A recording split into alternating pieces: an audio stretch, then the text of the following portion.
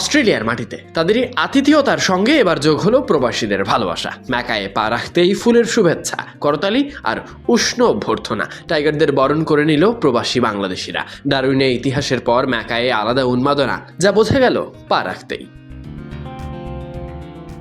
ডারউইনের ইতিহাস, এবার ম্যাকায়ে নতুন মিশন। অস্ট্রেলিয়ার মাটিতে প্রথম টেস্ট জয়ের পর আত্মবিশ্বাস সঙ্গে নিয়ে দ্বিতীয় টেস্টের ভেন্যুতে পৌঁছে গেছে বাংলাদেশ দল। বিমানবন্দর থেকে টাইগাররা বের হতেই ফুল হাতে অপেক্ষায় ছিলেন প্রবাসী বাংলাদেশিরা। মিরাজ, শান্ত, মমিনুলরা বের হয়ে আসতেই করতালি আর স্বাগত, হ্যান্ডশেক করা, ছবি তোলা, হাসি আড্ডা। প্রিয় তারকাদের কাছ থেকে পাওয়া জানালেন শুভকামনা। বিদেশের মাটিতেও দেশের মানুষের এমন ভালোবাসা ক্রিকেটারদের দিল আলাদা উন্মাদনা।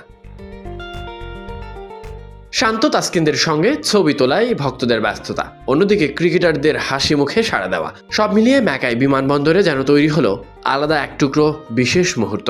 এই সফরে অনেক কিছুই পাওয়া, তার মধ্যে এটাও একটা। এরই মাঝে দলের সঙ্গে যোগ হয়েছেন শরীফুল ইসলাম। প্রথম টেস্টে ইনজুরির কারণে ছিলেন না দলে, চোট কাটিয়ে এবার এই বাঁহাতি পেসার যুক্ত হতে পারে, যা দলের জন্য বাড়তি শক্তিই হবে।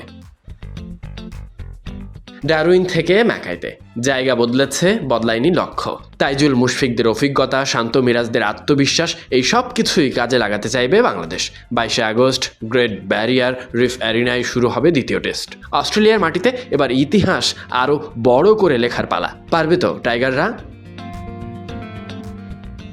Sadiq Ahmed Sunny, BD cric time.